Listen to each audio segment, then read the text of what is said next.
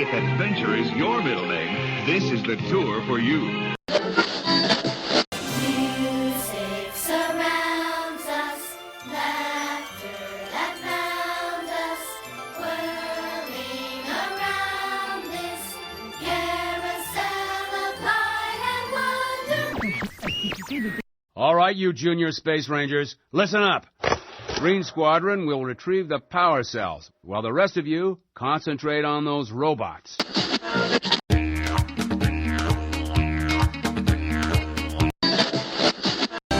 the big blue world, We're here with all our friends. WDW Radio, your information station. Hello and welcome to the WDW Radio Show, your Walt Disney World information station. I'm your host, Lou Mongello, and this is show number 139 for the week of October 4th, 2009. Thank you for tuning in once again. There's some exciting and interesting news coming from Walt Disney World this week, starting with two big ways for you to not only save on an upcoming vacation, but even get into the parks for free, all the while feeling good about doing it.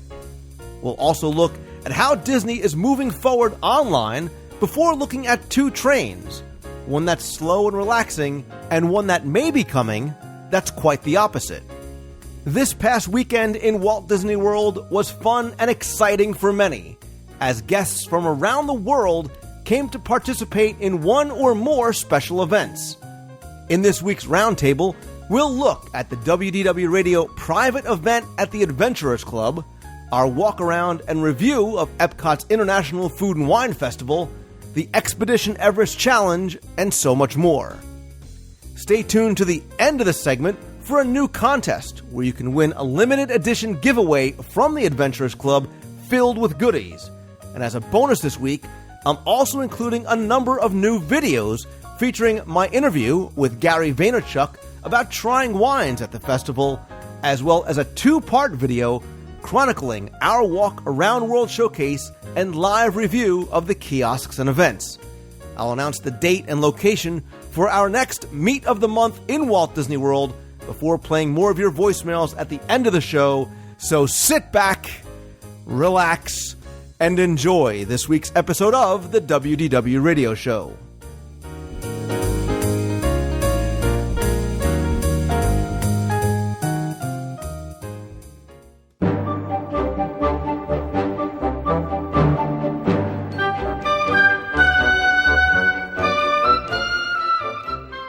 In this week's Walt Disney World news, the Disney theme parks are continuing on their move towards embracing the fans through social media, and they launched the new official Disney Parks blog last week at disneyparks.com/blog. The blog is going to be the official source for information about the parks, and they've already begun posting some amazing exclusive videos and photographs, as well as in-depth coverage of events at the Disney parks in the United States, specifically at this time. The blog is managed by the in-house public relations team, along with cast members from parks around the United States. Now, one thing that was interesting and welcome was that moderated reader comments are allowed, giving fans the opportunity to express their opinions in response to the posts, as long as they are clean and on topic. Again, that link, and I'll put it in the show notes, is disneyparks.com/blog. And while getting to the parks is half the fun, Disney last week formally backed a bullet train proposal as they gave support to the state of Florida when it officially applied for federal funds to begin building a high-speed rail link between Tampa and Orlando. And the park is offering 50 acres of land, valued at about $25 million, to build a station on or near the state's signature theme park, Walt Disney World. Florida has applied for $2.5 billion in fast-tracked federal funds to install 120-mile-per-hour trains in the grassy Interstate I-4 median. The trains would run from Tampa to the Orlando International Airport, with stops in Lakeland, Walt Disney World, and at the Orlando Orange County Convention Center. Now, if the plan is approved, it's estimated that trains could be running within 5 years, and they also estimate that rider fares would be around $20 each way per person. Speaking of trains, let's go from the super fast to the super slow, just the way we like it. As the TTA, or Wedway People Mover, reopened last week, despite the fact that Space Mountain is still undergoing its refurbishment and there's a lot of demolition and construction still going on in Tomorrowland. Relatively unchanged when it opened, save for some new lighting in the evenings, on Saturday, October 3rd, a new narration was introduced, replacing the recognizable, and for many people, beloved overhead description. Now, while I have yet to hear the narration firsthand, I am hearing from listeners that the narration is completely different with a completely new voiceover performer and new storyline. I do hope to catch it in the next week or two, but I'm going to wait until everything is done in Tomorrowland before giving it a final review. Disney Parks announced a new program that celebrates the spirit of volunteer service with a simple proposition: give a day, get a Disney Day. And Disney is hoping to inspire families to volunteer in their communities in 2010 through this new program. 1 million people who perform volunteer service for a participating organization are going to receive a free one-day admission ticket to a Walt Disney World or Disneyland Resort theme park. The program kicks off January 1st, 2010, and you can learn more over at disneyparks.com. I'll also put a link in the show notes to a great website featuring the Muppets, which tells you a lot about what's coming. Jay Rizzullo, chairman of the Walt Disney Parks and Resorts, said, quote, "In 2010, we want to recognize and add one more reason for celebration: the contributions people make to their communities every day. We want to inspire 1 million volunteers, people who will invest time and energy to make their own communities and neighborhoods a better place." Now, I think the program is not meant to force or to bribe guests into doing service, but instead to reward them. And as Bob Iger, president and CEO of the Walt Disney Company, said, quote, "The program is going to honor guests who are making positive contributions to their communities." Again, for more information, I'll link in the show notes over to disneyparks.com. But Disney is finding other ways to make it easier and more affordable for guests to visit the parks coming up. Because in the wake of the recent free dining offer, the buy 4, get 3 free promotion is returning once again with a bit of a change. Now, if you stay at a moderate or deluxe or a villa resort, if you buy 4 nights, you get 3 free. If you stay at a valued resort, if you book a 5-night Walt Disney World Magic Your Way package with a minimum 6-day park ticket, you get 2 more nights for free. So depending on where you stay, it's buy 4, get 3, or buy 5, get 2 free. The offer is valid for most travel nights for nearly 5 months, starting in November 1st, going through March 27th, with some blackout dates around Thanksgiving and Christmas. You do need to book by December 20th, 2009. For more information, you can visit your travel agent or DisneyWorld.com. And finally, if you're a fan of Toy Story, there's a lot going on, from Toy Story Midway Mania still being so very popular in the parks, to now the home game on the Wii. You can also get the application on your iPhone, to the released last weekend of Toy Story 1 and 2 as a 3D double feature. And from what I'm hearing from listeners, it is absolutely amazing. You have to not only go see them, but stay for the intermission between the two. It will be playing in Disney Digital 3D for 2 weeks, but if you can't get out to the movies, you can also get it at home and on your cell phone with new online and mobile games. So if you go to disney.go.com/Toy Story/games, again, I'll put that link in the show notes. You can get them on your cell phone, you can get them on your computer. Lots of stuff going on there. That's going to do it for this week's news. To talk about anything you've heard, visit the forums over at WDWRadio.com, or if you have any news that you want to share, you can email me at lou@WDWRadio.com.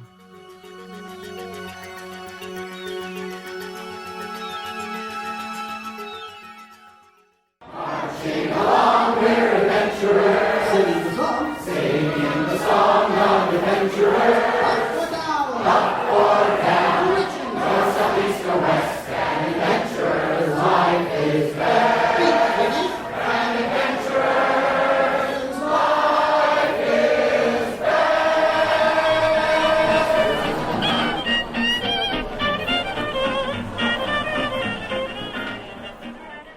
so often, the planets just seem to line up just right, and everything works out just the way it should. And last week was one of those weekends, as Food and Wine Festival in Epcot lined up with the Everest Challenge right after a very special event took place.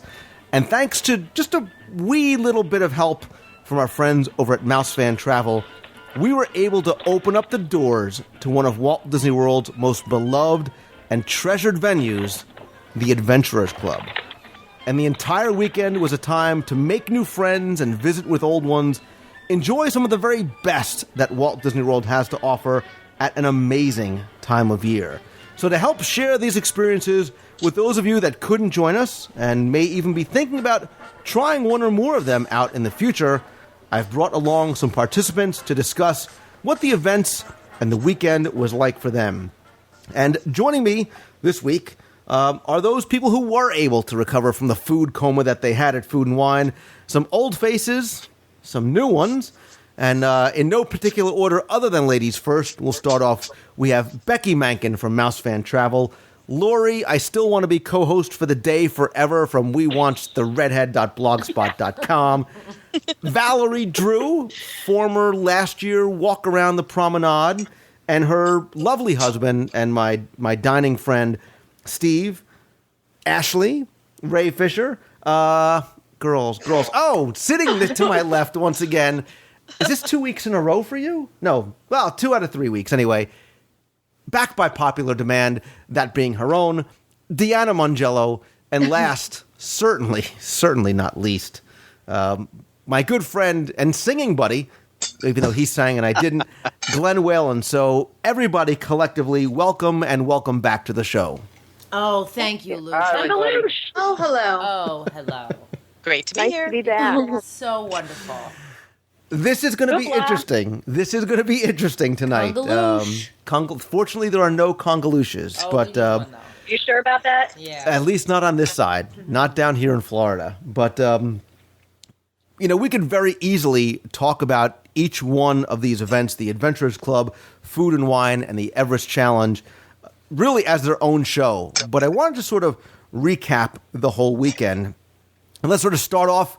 At Thursday night with the Adventurers Club event. And this is something, just to preface, that I was really, really excited about for a long, long time.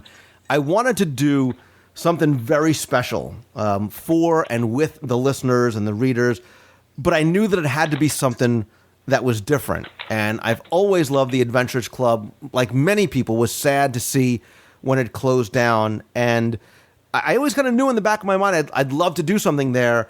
So when the amazing opportunity came to be to have it on what we found out was going to be the very final weekend that it would ever be available, we had to just jump on it. And again, Becky was working with you and your team for really months and months, although the real details came together in the last few days. But, I mean, talk about, again, one of those unique opportunities to have it. And I think the fact that it was the last couple of days made it even more special. Oh, absolutely. That entire few months, like you said, it was almost a year, believe it or not, that we started discussing doing the event to begin with. And it was so exciting, the run up to it, knowing what we could do and knowing that the actors were going to come back. And in those last few days, it was too short. That was my problem. The moment it started, it feels like it ended within minutes. But we had a good, 3.5 hours in there total? It was a blur. It was an absolute blur. Yeah, it was incredible, and I have to say, thank you so much to the great talent that was there. The characters were amazing. They put on a wonderful show for us, and I think they were as excited, if not more excited, than we were to be there. Absolutely, and the one thing, even before we talk about getting into the event, was leading up to it. One of the things that surprised me was how fast the tickets sold out, and I think that really is a testament to the club's popularity and how much people were going to miss that it was gone. And as a quick aside, I keep telling the story. I got the day after I said that it sold out, because I was telling people, it's selling out fast. And I think people thought that I was lying to try and sell tickets. The day after it sold out, I got so many Lou, you are my BFF. Can I come to the Adventures Club? I'll date you. And fortunately, we decided to keep it small. We wanted to be very, very intimate. But for all of us that were there that night, was it anybody's first time at the Adventures Club? And if so, what was it about the event that made you want to go? It was our first time. Yeah. Me too. Val and Steve first, and then Ashley. Okay. Well, it was our first time, and I had always heard about it. We never got an opportunity to go to the Adventurers Club because we were normally there with our children, and we were unaware of all of the babysitting opportunities that I've found out about from you and Deanna. But it was something that I had been led to believe was a wonderful experience, and it was just so great. We got to sit through both library shows, and the reaction of the cast and the way that they felt about us as fans being there for them, it was just an amazing experience. I have to agree. Yeah, and also there was a dinner beforehand, and it wasn't about the food, but the food was a nice compliment for the evening. It really turned out to be a nice evening. Steve, you didn't think that I would have an event without food, did you? No, I knew you'd come through. And Ashley, you were never there before, correct? No, because due to my young age, I actually didn't get to experience any of Pleasure Island before it closed. So I remember once standing in front of the Adventurers Club thinking, oh, I can get in there, but really having no idea what was inside. So actually getting the chance to go and enjoy it, I mean, it was awesome. I'll have to agree with Valerie saying that just the cast, the reaction at the end saying how much of a treat it was and everything kind of made it all worth it.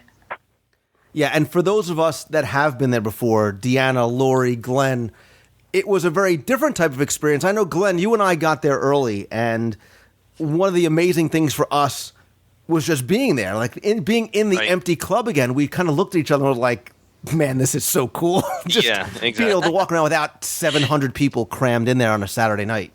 Yeah, it wasn't my first time ever being in there, but it was my first time not getting thrown out of there.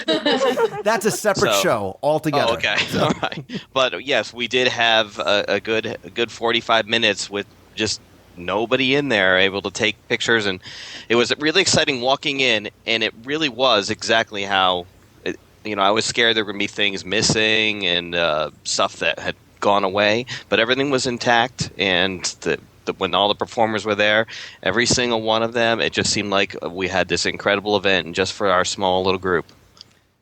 Yeah, and you saw as people were coming in, the excitement on their faces as they came down the stairs. And other than Steve, everybody else kind of bypassed the food right away because they were just sort of in awe looking around. So Lori, for example, this was your first time back in the club since it closed. What was it like for you sort of getting back in there again? It was really cool. I think the best part, though, was like surprising you because somebody didn't know I was coming. I didn't. That was one of many surprises that I got that evening. Thank you, Becky. Yeah, we'll get to that a little bit later. But yeah, we'll speak not of Babylonia. So. I don't think I really realized how much I was going to miss the club. It wasn't something I did every time we were down. Actually, last year, the last weekend it was open was actually the first time I had been back since my honeymoon. But something about that night, it was like it just hit you like, wow, this is it. And no wonder I didn't want to leave and held on to Zeus's legs for like an hour. Yeah, everybody that came in had a smile on their face. Everybody that left had a bigger smile on their face.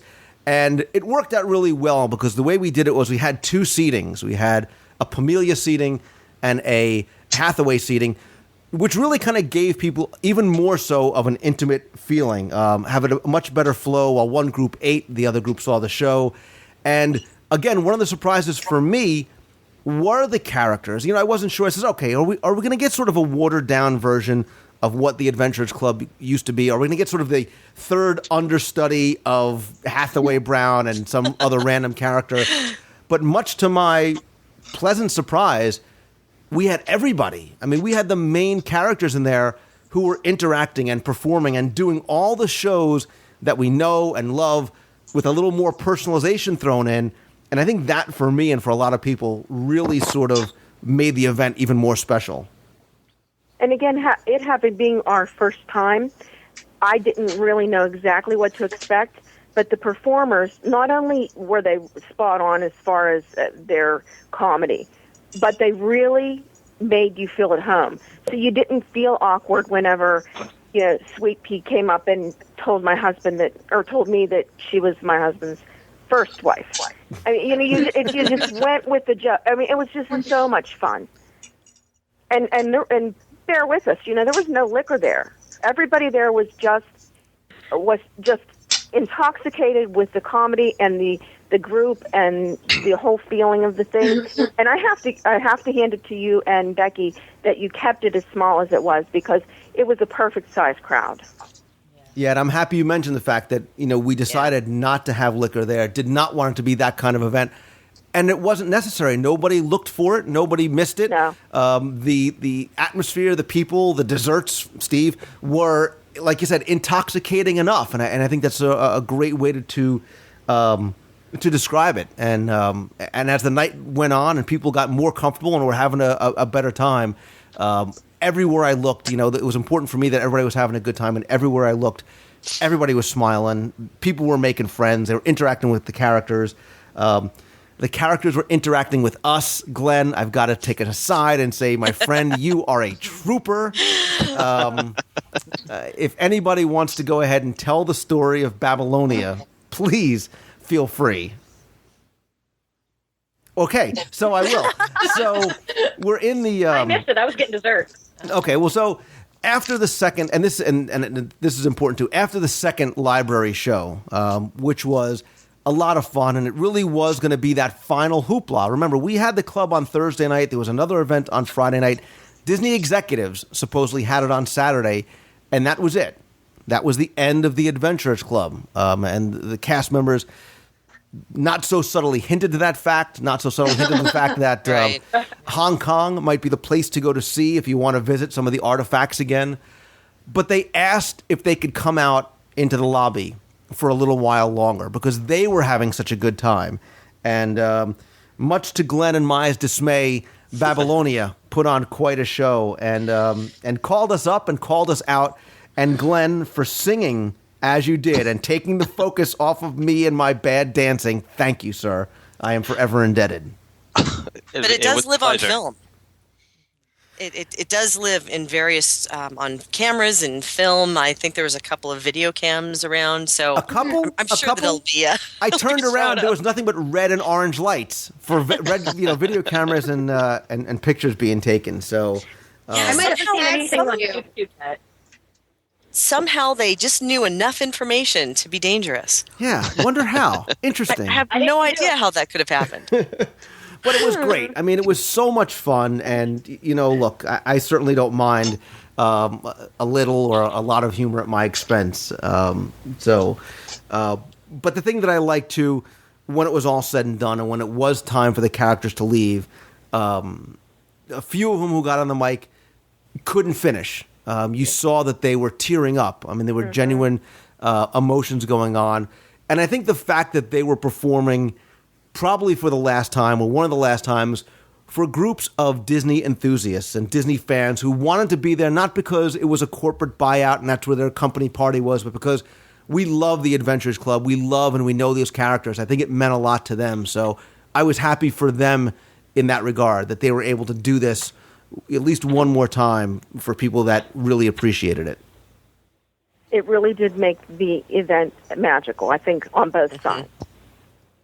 So, it's a memory that I'm going to have for a long, long time. It was a great way to end my memories of the Adventurers Club. And the other thing too is that they put the shows on in each separate room after they did the one. After they did the two seatings, they also did the mask show twice, and they did the treasure room twice. And it was amazing because I never had the opportunity to number one, see either of the shows, and number two, see either of the shows that were in those separate rooms. So that was just, it was great. And they were hysterical. The masks, when we were in there, were just hysterical.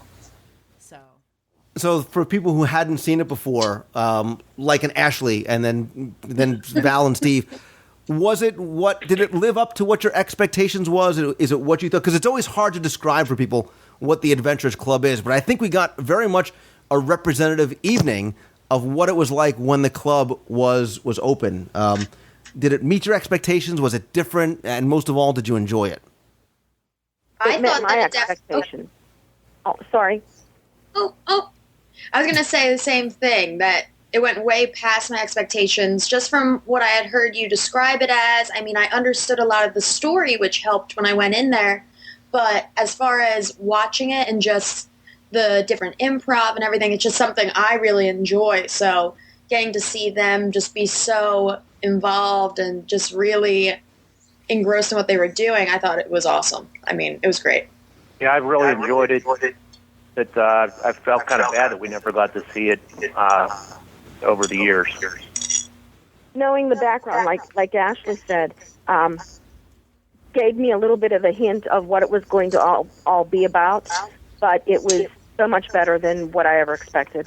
It was so much fun. And then just really getting to meet and greet and know all the people that came to be a part of it. I know that, you hear how important it was to just the people that are on right now, but each and every one of those people had their own stories like that.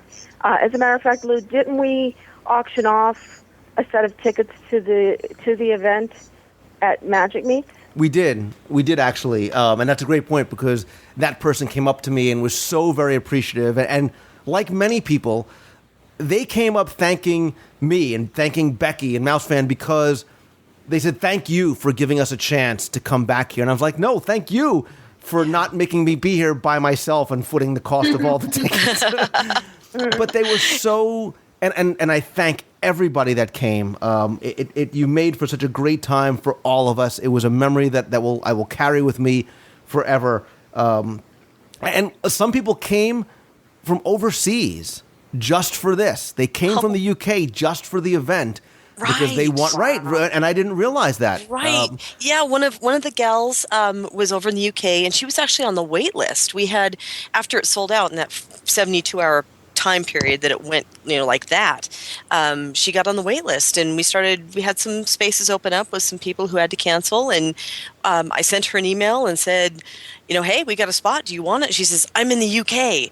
Let me see if I can get a flight. And came over specifically for that. That was incredible. Yeah. Oh, wow. People traveled from literally far and wide to be there, and it goes to show how much the club meant to them. So I thank them for coming. Of course, seriously, Becky, this all came together thanks to your efforts and your team's efforts and working so hard with Disney special events. And, if anybody from the Adventurers Club is listening, know how much we all very, very much appreciate what you guys have done through the years and did for us that night. So I extend my thanks to all of you. And Lou, right back at you and the listeners and the people who attended, because for me, it's all about throwing a really great party. So anytime we can do that, it's a great thing. And it takes all of you guys, to come forward with your credit cards and saying, yeah, I want to go too. So thanks. Exactly. So, and there are a lot of people took videos. Actually, somebody in the forums posted a link to like 12 videos that he put up. His name is Jackson, and I'll link to them in this week's show notes at WDW Radio, so you can see a lot of what was going on with the shows and with the characters and that final hoopla. And thanks to him and everybody else who's been posting videos up online. Please keep doing it if you have more on Facebook or in the forum, so we can share them with those people who were there and couldn't be there. And we also got a limited edition backpack as a giveaway, yeah. which was clutch, because who knew that we were getting a goodie bag? Well, everybody had to have a takeaway, something to remember it by. So, hey, that was a perfect opportunity. It was great. And you know what? Maybe we'll give one of those very limited edition backpacks away on this week's show. Ooh. Filled with surprises and goodies. Why are you looking at me like that? Deanna's looking at me like, hey, I want one. I'm like, you have one already. So I put mine on eBay. Nice. Real nice. No sentimental value whatsoever. So, Just kidding. But, believe it or not, as great as that was just kind of the warm-up for something I've really had marked on my calendar for a long, long time, and I do every year. And that's the Epcot International Food and Wine Festival. And can you hear Glenn and Steve smiling from Oh, yeah. from Pennsylvania and Florida? Schooling.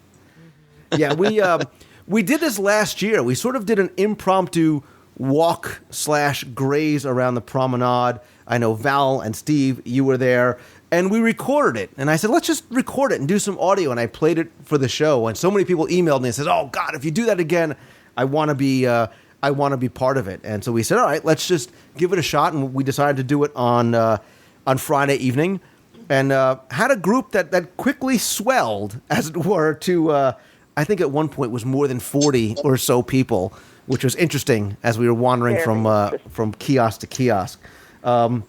We did hit all 27 for the most part. At least we passed by all 27 kiosks. And rather than do a kiosk by kiosk, You have to thank Lisa. I'm going to. Kiosk by kiosk. All right. Food item by food item, because we'll be here for like 6 hours, because we tried to do it on video.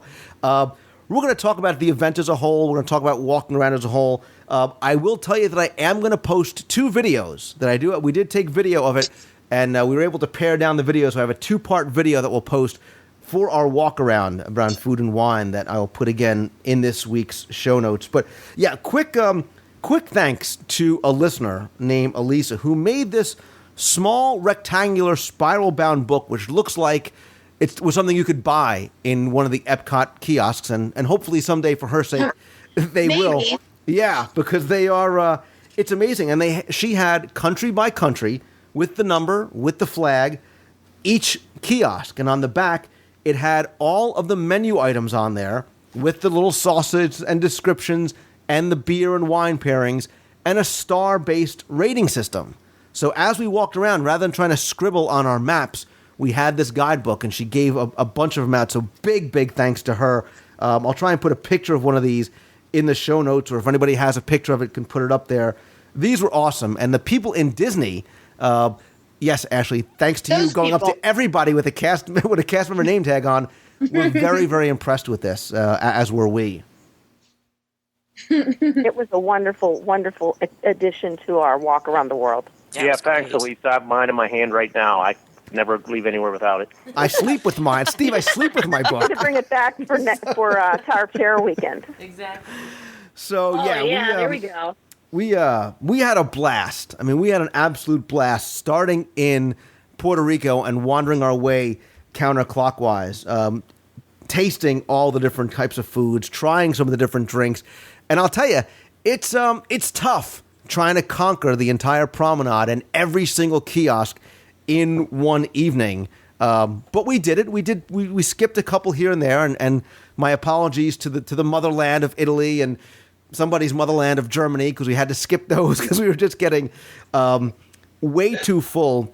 But what I wanted to do, guys, is talk about some of the highlights. And one of the things that we noticed right off the bat was something that I didn't notice last year, and I don't know if this is something that was done intentionally, but as we were walking by the kiosks, starting with the very first one, you could definitely get a sense of the aromas that were wafting out onto the promenade, really leading you over to each of the kiosks. Did all of you sort of get, and I know it's tough with such a big round table, I can't point to anybody, did all of you sort of get that same sense and that added sensory experience?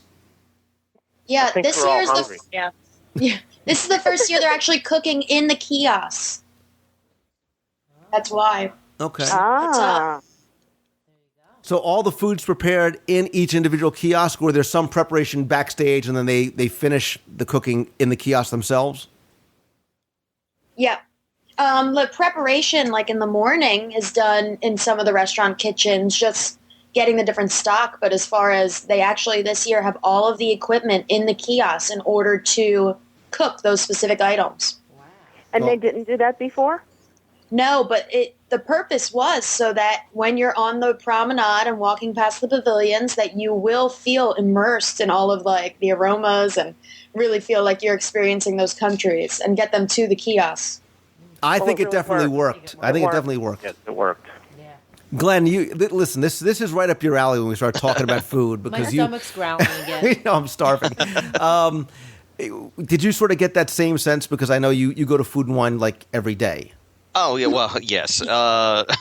I did notice that as well. That this was the first time I was able to start smelling it as I was walking around, and I guess what Ashley was saying does make sense. I wasn't really aware of that. That's really cool. Mm-hmm.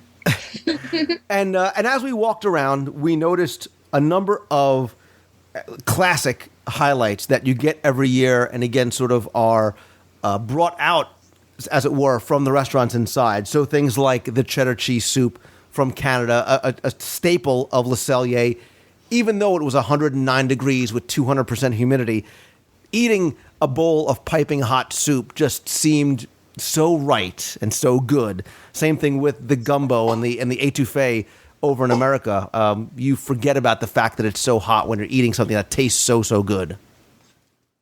Yeah, it's your duty pretty much to have that when you go by those kiosks. So, and you know what too I noticed, which was funny, was even though we had such a large group at certain points, the checkout system was very, very fast. People were getting their food much faster, I thought, than they were last year. I think the gift card on the wristband that a lot of people were using was a big help, but whatever they did to improve from last year definitely worked. Deanna was in love with that. That little gift card was genius. It totally took away having to juggle everything, and they could just swipe that little gift card. That was awesome. They were better organized this year. We went the same exact time last year, the first day, and there was a lot of chaos, a lot of training, a lot of the the ordering was slow, but this year everything went real smooth. I think just like cooking the stuff in the pavilions, they were also printing money in each pavilion too. Whatever works. Because it definitely did work. So let's talk about some of maybe our favorites and some of the highlights. And I know that as we wrapped up that evening, or even as we went along, there were a couple that, as we hit those kiosks, we knew these were highlights. And the very first one that comes to mind was Cork, Ireland, because we ordered at least one of everything on the menu. And across the board, everybody that had one of each, or a taste of each, because you guys were vultures and some of us didn't even get anything, they were 5 stars. And that was the lobster and scallop fisherman's pie, the chocolate lava cake. The cheese selection was almost an afterthought because the other two were so good. And washing that down with a sweet and tasty Guinness, you could make that a meal. That was good. That was so good. That was awesome. I'm hungry now. Me too. I know what I'm getting in a couple weeks, Steve. Yeah, exactly. Yeah, the lobster and scallop fisherman's pie was a nice portion. That was delicious enough. But then the lava cake, and when you think of Ireland, you think of lava cake. I do now. I definitely do now. Yeah. I didn't know that, Steve. Now I think, right, exactly. This is what I think of now. But yeah, that lobster and scallop was a big portion. It was like $5.50, definitely worth the money because it wasn't. There were big chunks of lobster, and it was just so flavorful and really that bold taste that we were looking for from some of the countries. And I think that's what we found out as we were going through, that's what we wanted. We wanted some of those, like Chef Jens said he wanted to do, was give you those traditional, bold, exciting, different flavors from each of the countries. And I think we got that. And I know another kiosk that was new this year that I really enjoyed, and I definitely got that sense from, was over in Bangkok, Thailand. And I think, again, that they had there was the soup there. There was the, God, I don't remember what kind of soup. It was the chicken and coconut Mealy. soup. No, the mealy soup was from South Africa. This was the chicken and coconut soup. Again, eating hot soup, but it was that sort of zippy and zesty and flavorful kind of thing. Is that what you guys, when you go to Food and Wine, is that what you're looking for? Are you looking for something to sort of tempt your palate with a different sort of flavor and maybe learn a little bit more about the country along the way? Yes. And that's the exciting part. When you go up to the kiosk, you have no idea what some of these foods are going to taste like, and that's what makes it so much fun. I agree.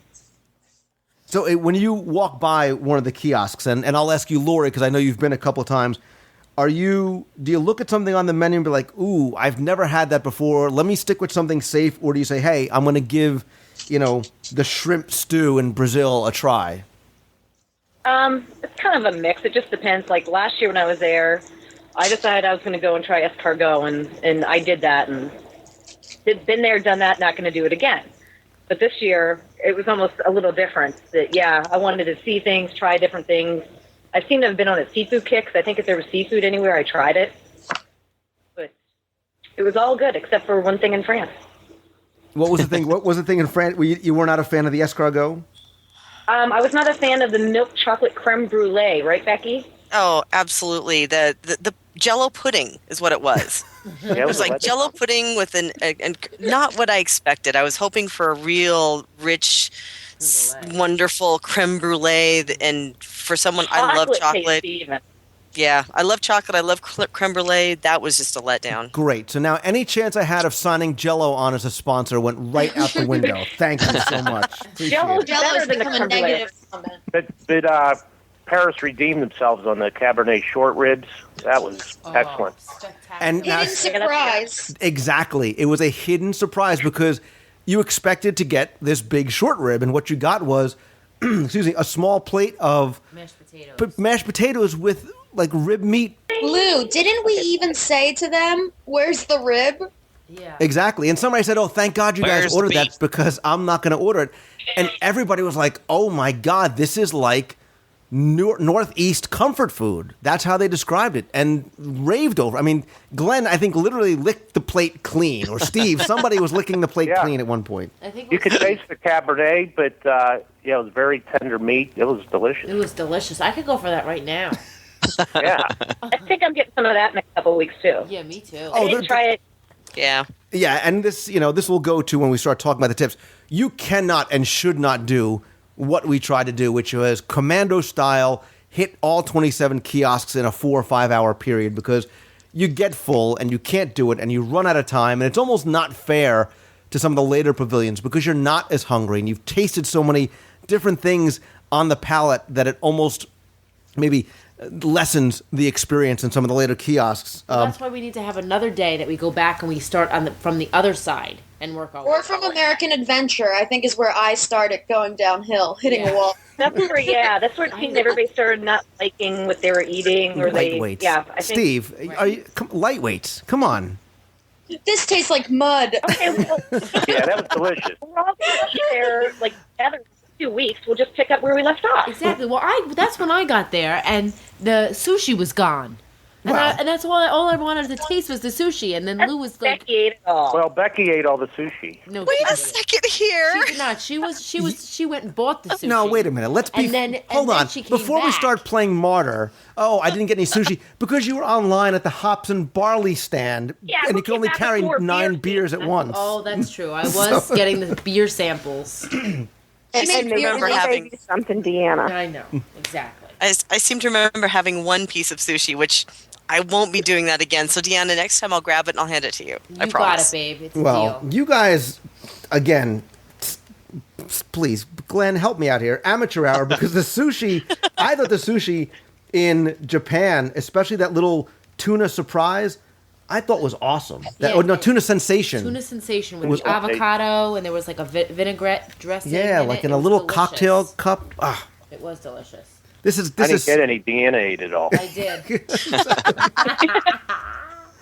And now I will say, and I know that this sort of contradicts what I just said. As we did approach one of the final pavilions, again, because we were going counterclockwise, the third one in, if you went clockwise from Future World, was Buenos Aires, Argentina. And again, too, the beef empanada and the grilled beef skewer got 5 stars across the board. Because I think at that point, those were some of the, not overpowering, but those very bold, sort of traditional flavors. And there were people who have spent time in Argentina who said, yes, this was very representative of the country. We gave big kudos to Argentina as well for both of those items. Wasn't it like at midnight and we started to get the munchies again now? So that's why, like... Yeah, both of those items had a lot of flavor that some of the countries before were missing. So, yeah, that was Yeah, we had gone through some disappointing countries, and we almost felt that everybody had hit the wall as far as, tasting all these different things. Maybe we were all getting too full. And then when we hit them and everything we got from there was right on the spot, we realized we hadn't lost our touch. Well, China was kind of a disappointment, I recall. That chicken rumqueek didn't have much flavor, and those pancakes were kind of bland. Oh, the pancakes, definitely. Yeah, and I think that's what it was. And again, to be fair, it's the fact that we were looking for those kind of things, and not every kiosk delivered the experience that we were hoping for. So, like China, I was looking for something very, very different. And granted, the dumplings were wonderful, but with some of the other items, I would have liked to have been excited a little bit more by what we were tasting there. Steve, well, the mealy soup was great in Cape Town. It had the crab meat, but the trick was they drizzled chili oil on top, so the first person shouldn't just take the first spoon off the top. Thanks, Steve. Not that we're pointing any fingers. Thanks for telling me that now, okay? after the fact. Oh, gosh. Yeah, but the other thing that I liked too was there was something for everybody. So if you did want to try something that was a little bit more exotic, or if you wanted something that was a little safer, there was something for everybody. And again, I think we wanted to be tempted. Other people might not want to be so as much, and might want to go with some of the more traditional items.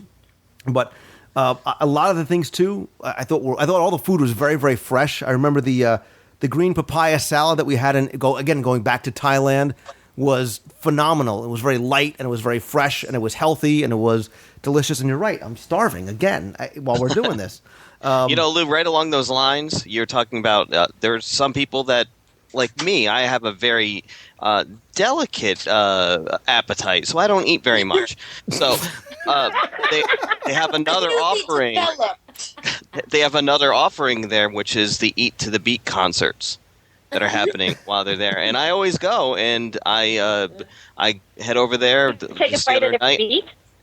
Well, you get to see Starship was just playing the other night, and Kool and the Gang will be playing on the 12th and 13th. This happens throughout the Food and Wine Festival. John Waite will be there, Taylor Hicks, Billy Ocean.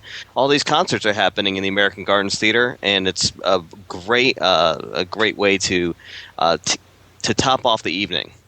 And I'm happy you mentioned that. And this, like most things at Food and Wine, except some of the seminars, are free. So the concerts are included with the price of admission. Correct. Let's talk quickly about strategies for people, because again, we had a lot of fun going around for 5 hours, and again, the crowd started to die down, the group got a little bit smaller, we got a little bit slower as we walked around.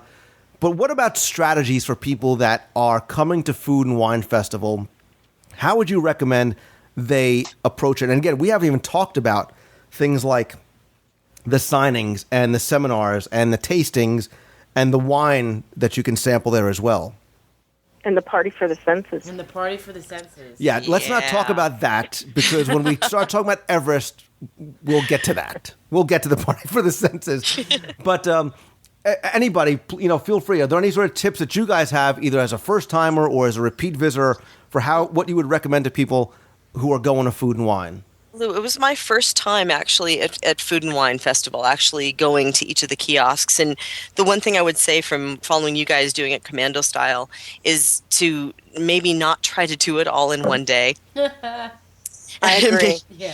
Maybe that's what I was going to suggest. If you're there for 3 or 4 days, do a few of the countries at a time on your way around, so that you can actually really enjoy and immerse yourself into the country and enjoying the food that's there, rather than feeling like you have to eat it all or see it all. And of course, that little gift card. I'm such a fan of that little gift card that goes around your wrist. I think those are my two biggest tips. The gift card that you can go and pay for in a gift shop and put money on and bring that to the kiosk, it was great. Yeah, the other thing I think too that I would recommend would be, like anything in Walt Disney World, you need to plan ahead. And I think that holds true for Food and Wine. And to a certain degree, you might benefit from getting one of the books that you can get anywhere in Epcot and World Showcase, and looking over some of the menu items to say, okay, today let's pick out 4 or 5 kiosks that we want to try. And tomorrow we'll come back and we'll hit some of our favorites. Or the third day we'll come back. Let's try and be daring. Let's go for the chicken coconut soup that maybe we wouldn't try. Or I'm not really a Spanish flavor person, but I'll try the beef empanadas and sort of hit it different ways. Hit the classics, hit your favorites, be a little bit daring, and again, it gives you reason to keep going back over and over and over again. And again, the event runs until sometime, I think, in November. Forgive me, I don't have the date in front of me.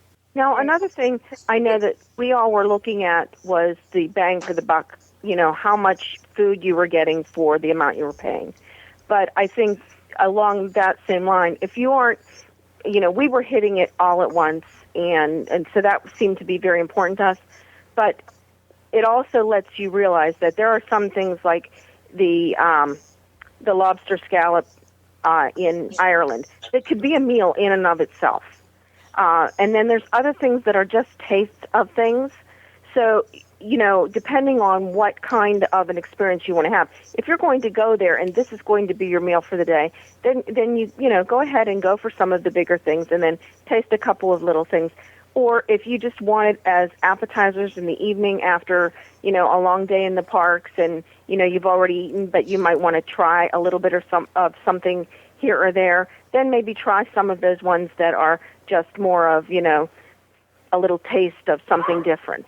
The other thing, if you can, if you're at the kiosk, if you could get a peek at the items before you order it. For example, I've got the dulce de leche cookie and chili, and it was, I think, $2.50 or $2.75, and it was about the size of a half a Girl Scout cookie. And I was picturing this gooey caramel cookie, so that would kind of a surprise where you could save some money.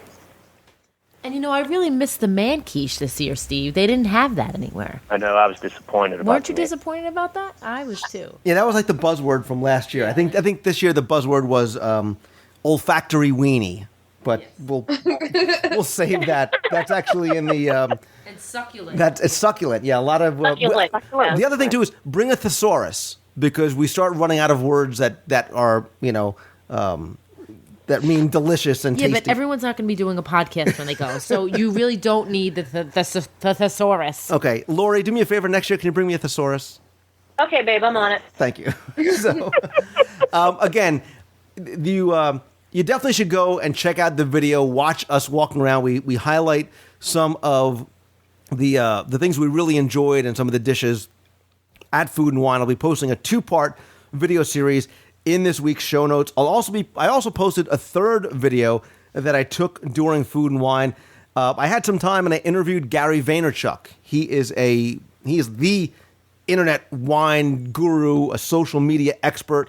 We spent a little bit of time on the promenade talking about approaching the Food and Wine Festival and even Walt Disney World from a wine perspective, trying some of the wines, especially for people who are not wine connoisseurs, ways to go about doing that.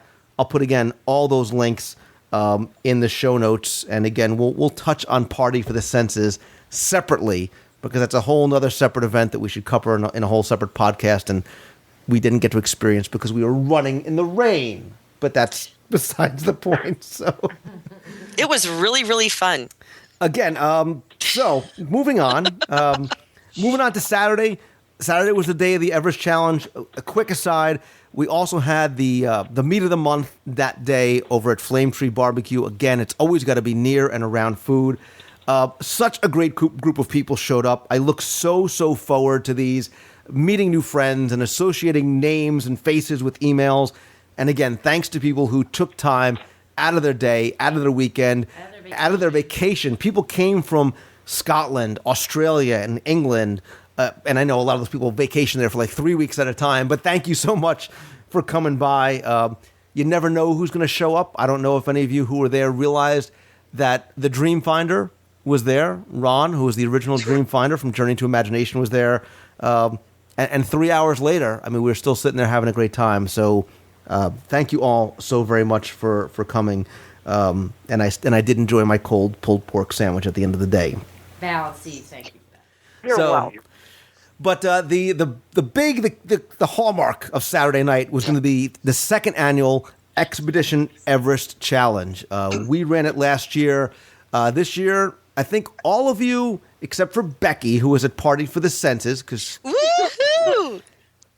this is the first and last time I'm going to say this. Saturday night, you were the only one with brains because you went to Party of the Senses and we were running in the monsoon. It was incredible. Somebody had to do it. Somebody had to do it. I had to take one for the team. It rained. It was a deluge. It was a deluge. Some of us were cheering for the people running in the rain. And let me just say, I'll tell you what, the people who stayed to cheer us on meant so much to us. You don't even know it. You cannot imagine how much that meant to me that you all stayed in the rain to cheer us on. Absolutely. And just real quick, the Expedition Everest Challenge, the second year this went on, is sort of like a mini triathlon because you've got a 5K run through Animal Kingdom at night.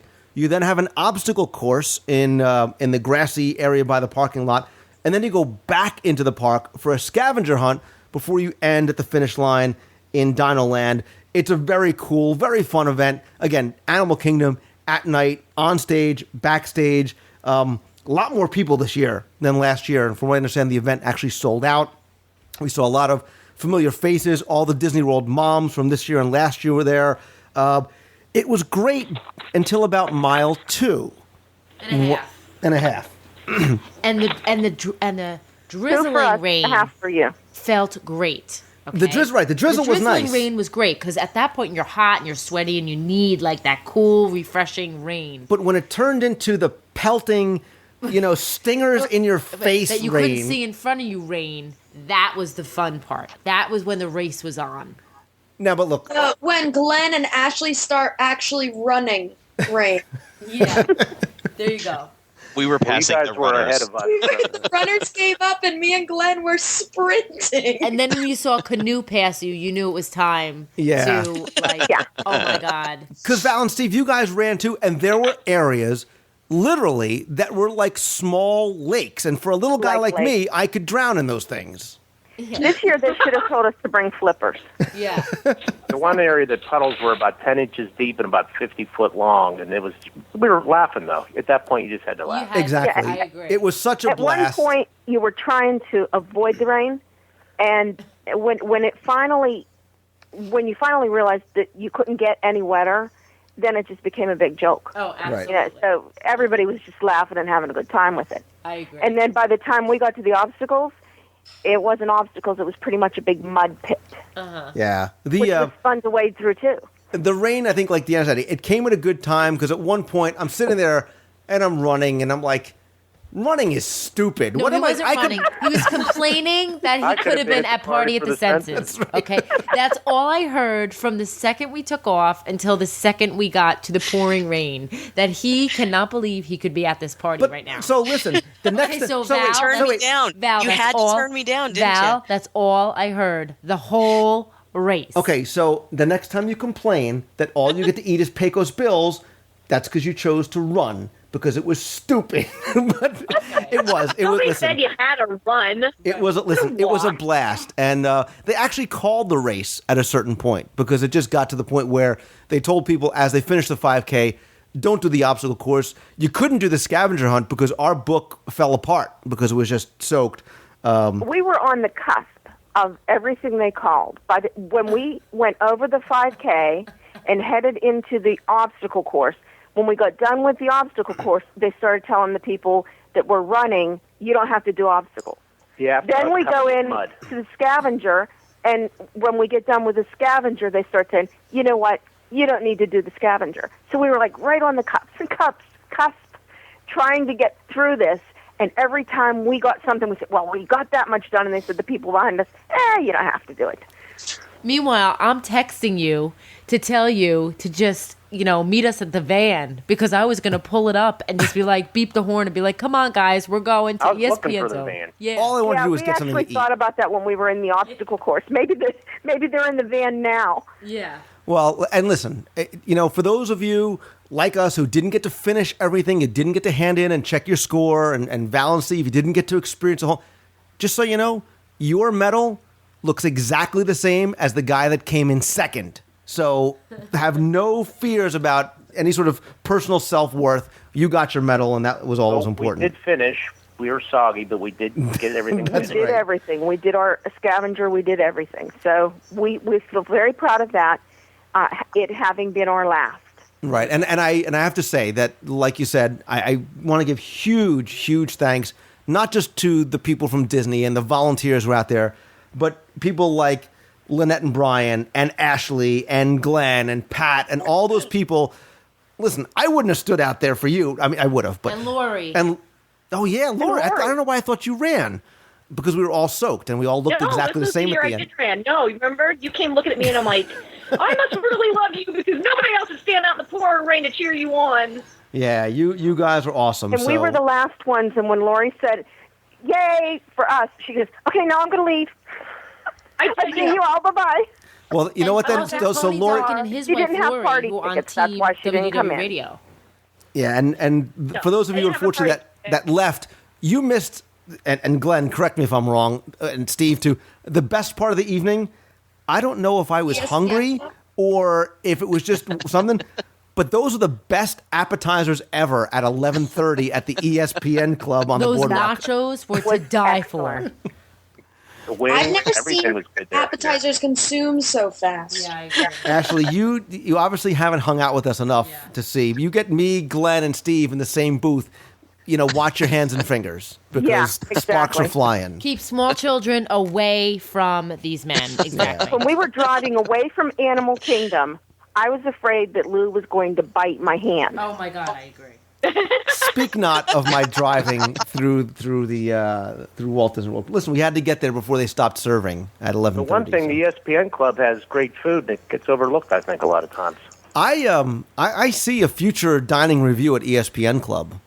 Definitely. The cheesesteak. Just as long as the Giants aren't playing. Exactly. Right?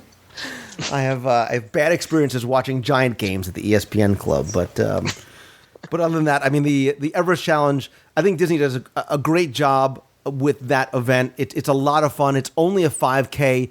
Definitely something I would recommend to people who say, you know what, I'm not quite there yet. I'm not ready to do the half marathon. I'm not ready to do a 13K. A 5K, you can walk it. There is no sweeper van. There's nothing to have to worry about. It's at night. It's such a unique experience. It's not a lot of money. There's the after party afterwards, as long as it's not completely rained out. I think one of the best of the endurance series races that Disney puts on. Something you guys would do again next year, or Ashley, somebody who hasn't done it yet, is that something you would look to do next year? To do the adventure, to do Everest? Yeah. Yeah, I mean, while I was watching, originally I did want to run in the race, but I got caught up on the idea of the whole partnered aspect of it. But if I had run, I would have been in the first wave and probably wouldn't have experienced all of the torrential downpour. Oh, sure. But when I was watching, I really wanted to be in it. So it's definitely something I would probably want to do based on how my next two races go. So, they advertise that wrong because it's technically a 10K, because by the time you do your 5K, you come back out, do your obstacle course, and have to go all the way back into the park from where you pretty much started and go through. So it's almost like doing a 10K, not a 5K. Yeah, that's true. So keep that in mind. You're not doing 3 miles. You pretty much have done almost 6 miles. That's true. By the time you go all the way back out and around again. See, so you can do a 10 or a 13K, no problem then. You go through that maintenance area, and there's a sign that says 3 miles, but then you go another mile, it seems like, before you get to the finish line. Yeah, a lot of time in the parking lot trying to get, and then getting back into the park. But it's a great time. Everybody seems like they're having fun. I like the fact that it's not just a race. It's not, you run, you get to the finish line, it's over. Then you've got the obstacle course. Then you have the scavenger hunt, which I really, really enjoy doing, especially at night. I think it adds such a unique element to that race, and I think that's why it is one of, if not the best in the endurance series, especially, like I said, if you're not looking to do a full or a half marathon, or like Steve, a goofy, which is just plain crazy. Yeah. So, what we experienced last year that we didn't really get to experience this year too is that the after party in Animal Kingdom at night is just fabulous. Doing Everest at night and, just the night lighting in Animal Kingdom is so much fun because you don't get to do that very often. And, of course, we didn't because it was pouring down rain this year, but last year's was just wonderful. And I also like the fact that for people who aren't diehard athletes, when you do the scavenger hunt part and even the obstacles, it brings it down to a level that, you don't have to be a top athlete to compete in this, well, to enjoy it. And, we might not have run the race as fast as we could, but then you get in and you're doing your scavenger hunt and you've got these, top runners staring at a door and, outside of Everest going, I don't get it. And we're all going, oh, I understand that. And then we run to the next one, So it kind of evens the playing field a little bit. A little bit. Yeah, I think all in all, sort of wrapping things up, it was an amazing weekend for so many different reasons, and we talked about just sort of making that magic with friends. Notice again, too, not one attraction was ridden in all the things that we've done. People who say that Walt Disney World is just about, Dumbo and running from attraction to attraction, these are the kind of things I like to highlight, these special events, these add-on things, these overlooked experiences that you can do. You can do them solo. You can do them with friends. You'll make friends along the way, really enhancing your Walt Disney World experience. And if we want to kind of go around the virtual roundtable one by one and maybe sort of talk about, wrap it up for yourselves, Becky, why don't you go ahead and start? Oh, there was so much that weekend. It's so hard to wrap it up in a few words. But of course, one last congaloosh to the Adventurers Club. That was an amazing party with amazing people, and something that's going to live for me forever in my memory. And I think probably me cheering you guys on from underneath the tent at the Party for the Senses. You see, there's no reason for that. There's no need for that. My glass. But hey, wait a minute. There was no chocolate there. There was my bummer.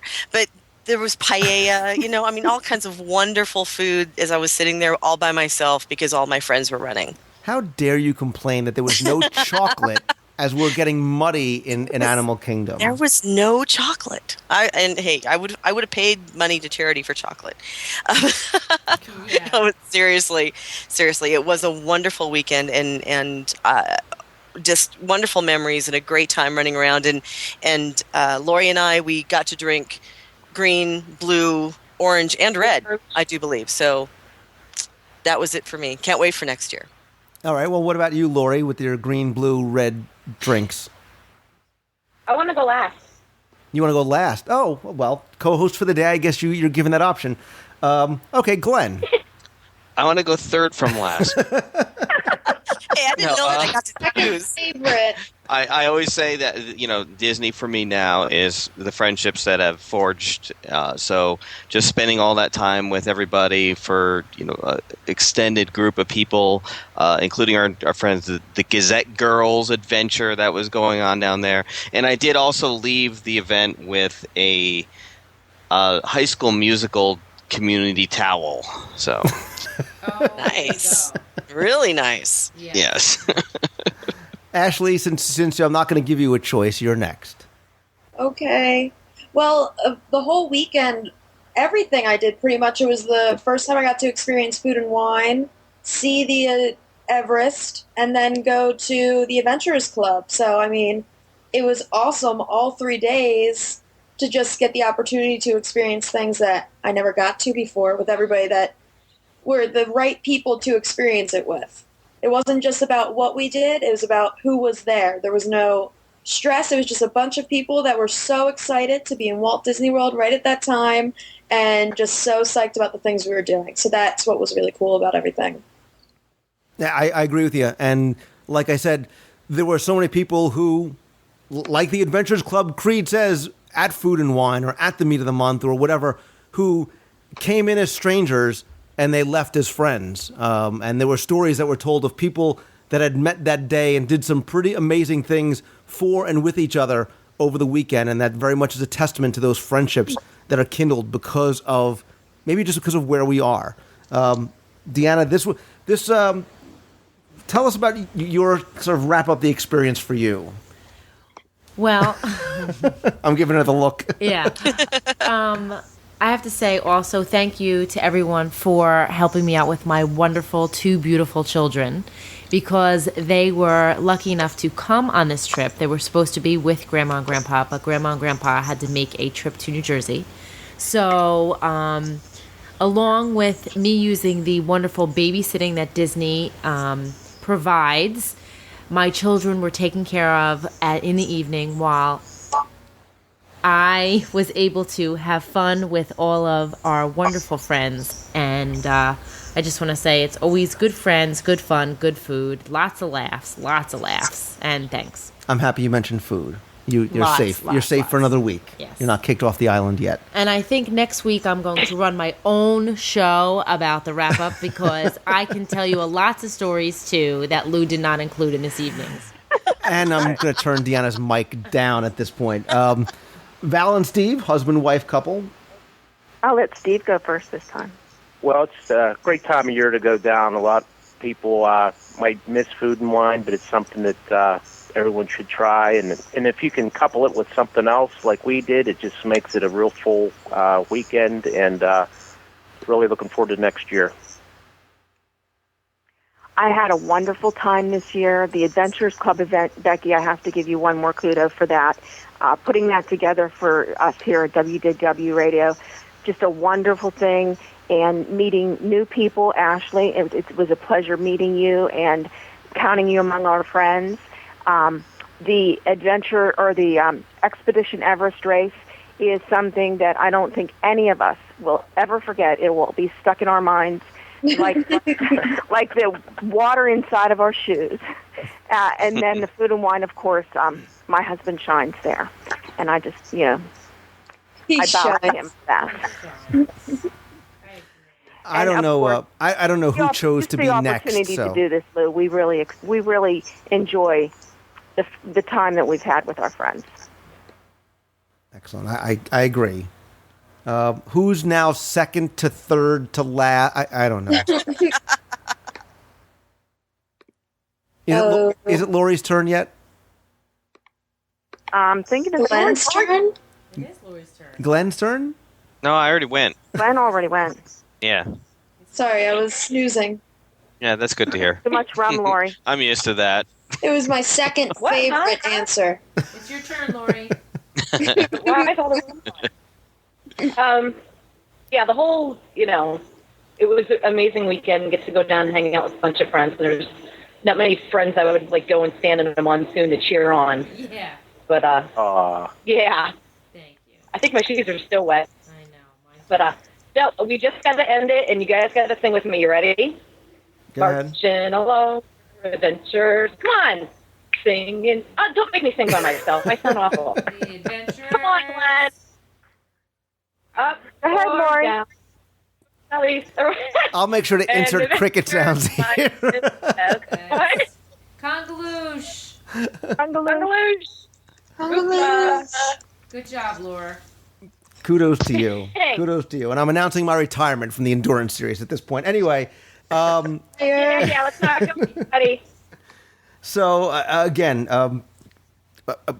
Becky, big thanks to you and all your team, everybody that you had down there and who was helping along the way, setting up the Adventurers Club. It was an amazing, amazing event. The only thing that could possibly trump it is what's next. Food and Wine, everybody that came to the meet of the month, everybody that came and ran and cheered at the Everest Challenge. It was an amazing weekend, and I hope, these roundtables are always tough because I want to try and convey not just our experiences there, but the experience as a whole and why you should try and come down, whether you're coming down solo or you're coming down with friends or family, why some of these other experiences and special events are so important to really enhancing your Walt Disney World vacation. And if you think that you've done it all and seen it all, these are just a few of the things that you can and should definitely do. And I highly, highly recommend that. So I'm going to throw in a quick contest right here for somebody that's listening and wants to win one of those Adventurers Club limited edition backpacks filled with goodies. And I might have to take Deanna's, but I promise you'll get one anyway. I'm going to ask you 3 questions, which are very easy to get. They're not trivia questions. You got to just go and seek out the answers. Answer these 3. Email me by next Saturday, October 10th at 11:59 p.m. Eastern, with these 3 answers in order for the Adventures Club backpack. First question, what song did Glenn not only sing, but really lead the rest of the Adventures Club in singing with the crowd on Thursday night? Question 2, during my interview with Gary Vaynerchuk, what did he say was his favorite attraction? And question 3, going back to the video we did from D23, sort of the WDW Radio Fun at the D23 Expo, where did we eat? Because we got to incorporate food somehow. Where did we eat that night that there was singing and dancing and Mulan and Cinderella? Oh, I know that one. So again, you have until Saturday at October 10th, 11:59 p.m. Eastern, to email your answers to Lou at WDWRadio.com. I will randomly select one winner to win the Adventures Club backpack filled with goodies. And to all of my friends, Becky, Lori, Steve, Val, Ashley, Glenn, and Deanna, and everybody else who was there at any or all of these events, thank you all so very much for joining me tonight and for joining me over the weekend, and again, helping to create those memories that I know we will take with us for a lifetime. So, guys, thank you so very much. Thank you. Thank you. Awesome. Thank you. Thank you.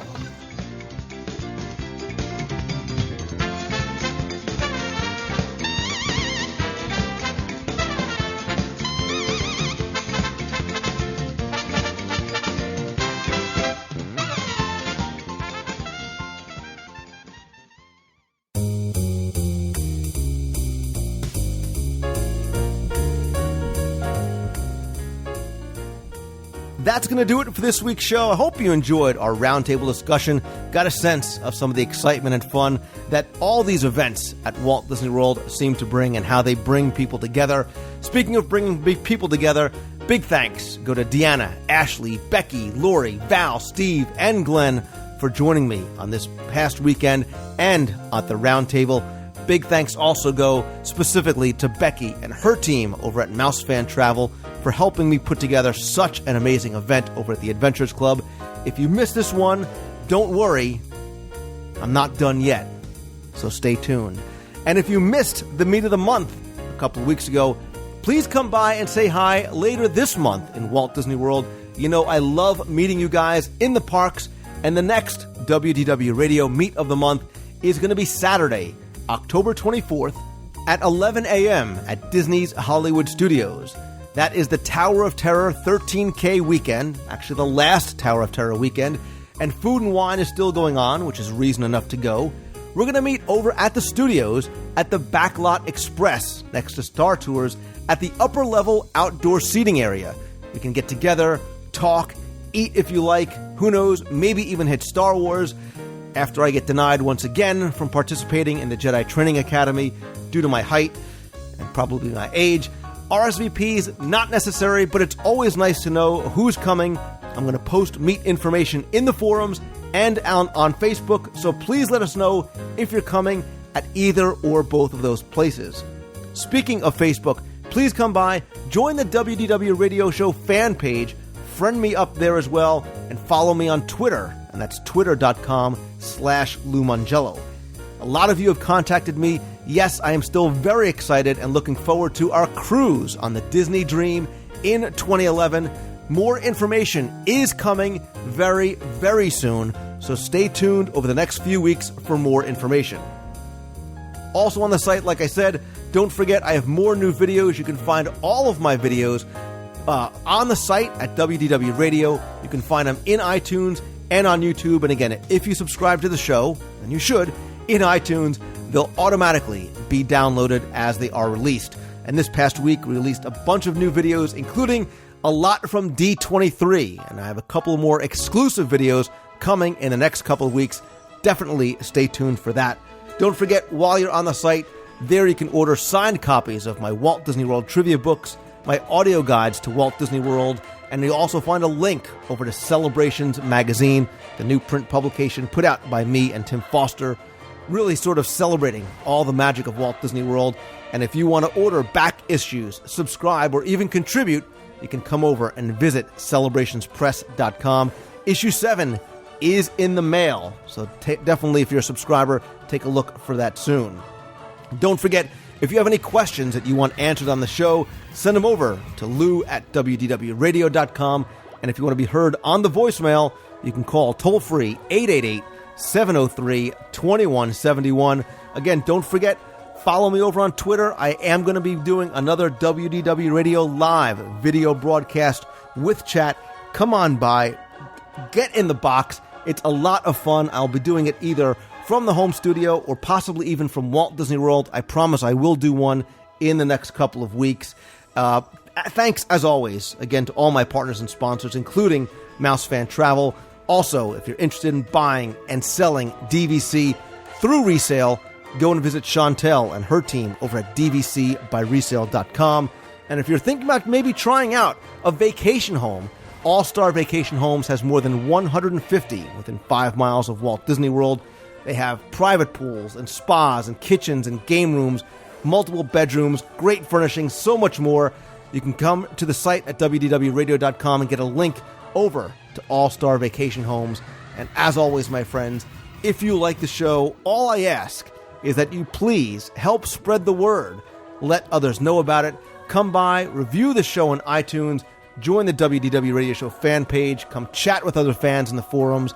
And as always, thank you so very much for listening. It really means the world to me. It makes all those 3 a.m. nights not only bearable, but so much more fun.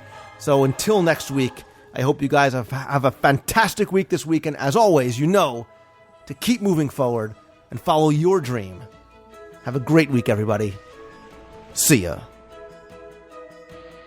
Hi, Lou. Just Tina calling from Ottawa again. Now that I've called once, I might as well keep calling.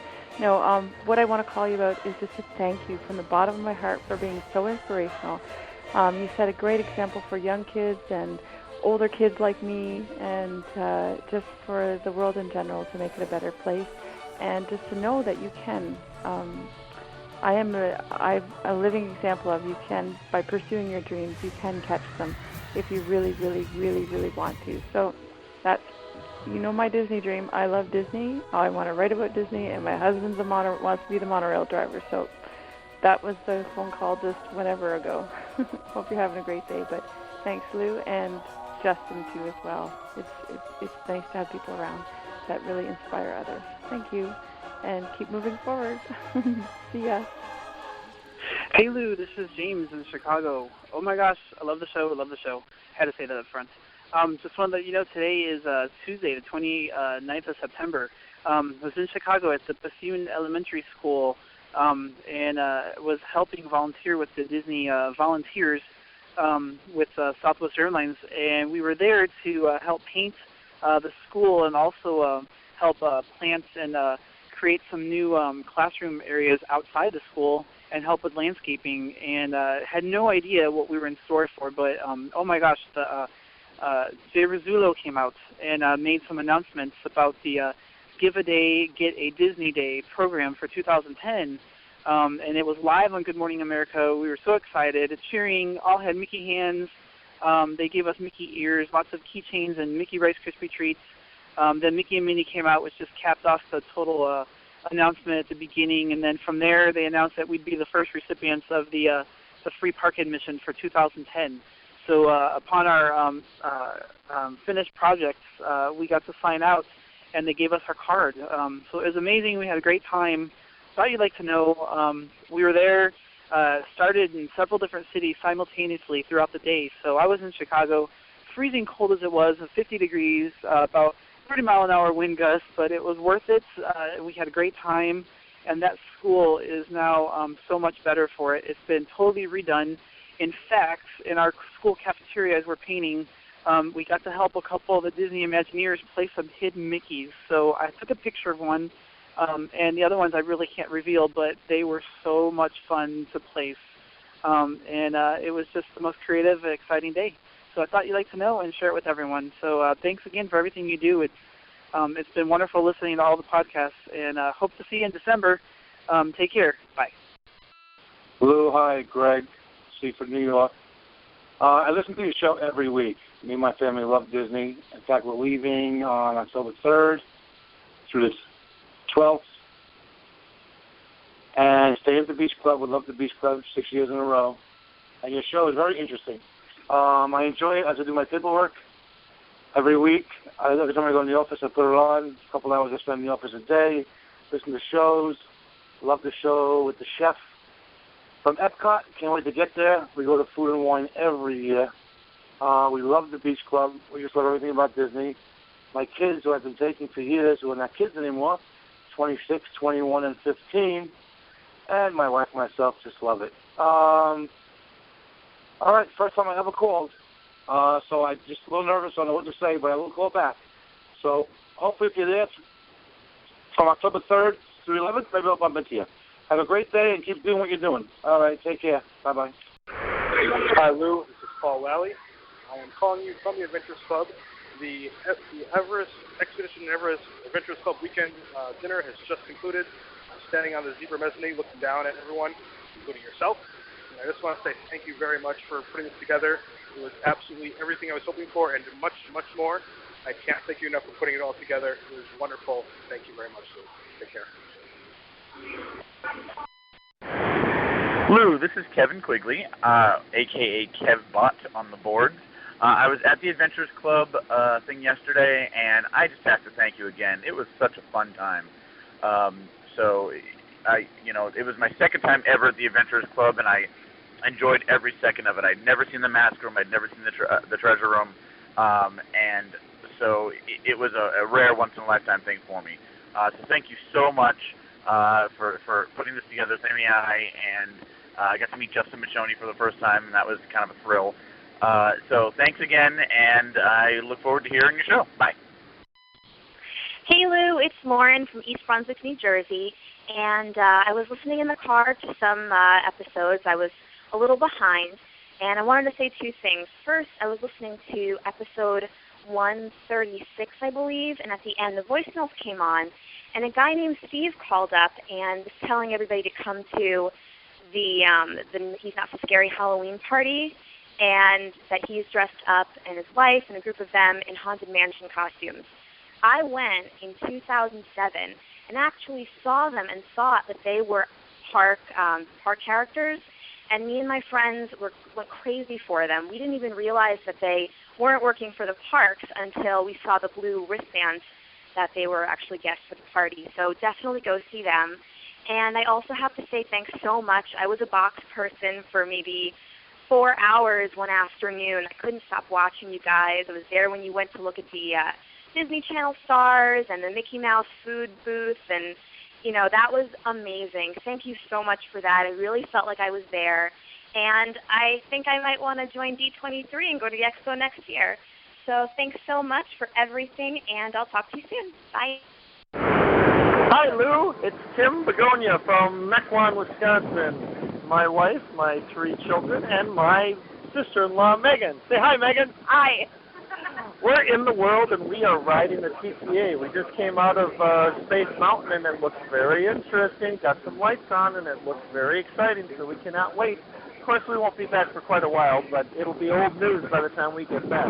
But we just want to let you know we're having lots of fun. My wife right now is kind of giving me some strange-looking eyes, like, I can't believe you're calling Lou. So we want to make sure that this gets on the radio show, because I'm going to have her say hi to you. Say hi, Colleen. Hi, Lou. We're having a great time. Talk to you soon. Bye. Hi, Lou. Tim Begonia from Mequon, Wisconsin. Still on the TTA. I forgot to let my daughter, my 11-year-old daughter, just turned 11 a few days ago, say hi to you. So I'm going to have her say hi. Hi to Lou. Hi. All right. We're having a good time. We'll talk to you later. Bye. Hi, Lou. This is Dave from outside Akron, Ohio, home of the Wedway People Mover speed ramp.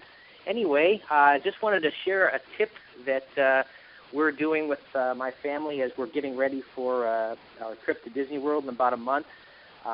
Kids have been there before, but as part of the anticipation, I went to our local library, and I found on DVD the History Channel Modern Marvels episode, where they do about an hour-and-a-half documentary on behind the scenes at Walt Disney World. And boy, that was a lot of neat stuff that they shared. It's a little bit dated. The Expedition Everest wasn't completed yet, but the kids really enjoyed watching some of their favorite attractions behind the scenes. Didn't really spoil the magic, but just sort of added to the anticipation of what was to come. So I'd encourage listeners to check your local library. There's also a number of tour books that we were able to find that you could check out. We didn't find your trivia books, but we did find a number of other tour books that we can take a look at. But just a tip for you. A tip for your listeners, have a good week, and hope to see you when we go down there next month. Bye-bye. Hello, this is Chris in Apex, North Carolina, and this message is in response to episode number 136, the Disney Scene Investigation of Walt Disney's Carousel of Progress. You asked about theme songs, and, my story's a lot like Lou's. I grew up with Now Is the Time. That song is my earliest memory of experiencing that attraction at Walt Disney World. And, the first couple of times I heard Great Big Beautiful Tomorrow, I was a little put off by it. It wasn't the song I was familiar with. It didn't immediately feel like part of that attraction to me. But the more I heard the song, the more I learned some of the history behind both of the songs. And as I paid attention to what Great Big Beautiful Tomorrow was telling me, I came around, and I now believe that Great Big Beautiful Tomorrow is, in fact, a slightly better song. But I think both songs have something to tell me, and I think that they are both two different chapters in the same story, and I'll explain what I mean by that. Now, in the DSI, I heard this argument. I'm not sure that I'd ever heard it before, that the point of view that says, now is the time to go buy GE appliances. And I totally get that. That makes perfect sense to me. I could see where that sort of sentiment would be the kind of thing that you could really get a sponsor behind. And so I totally see that point of view for the song. But that's really not what the song means to me. Great Big Beautiful Tomorrow tells me that vision, that hope for the future, is just a dream away. But I think about Horizons, and Horizons told me that if I could dream it, then I could do it. And that is the unifying thread between the two songs, because now is the time. Now is the time to dream. Now is the time to do. Now is the time for me to be part of the change that I want to see in the world. Now is the time tells me that the world is forward marching and that I am in the parade. At least that's how I see it. I have a little more to say about the future of the Carousel of Progress, but I'll do that in another message. See ya. Hey Lou, we just got off the Disney Wonder. Our vacation is over, Disney World and a Disney Wonder cruise. Just want to let you know it went great. Had a lot of fun. We'll be listening to you on the show. See ya. It's a sensory weenie. It's an olfactory weenie. There you go.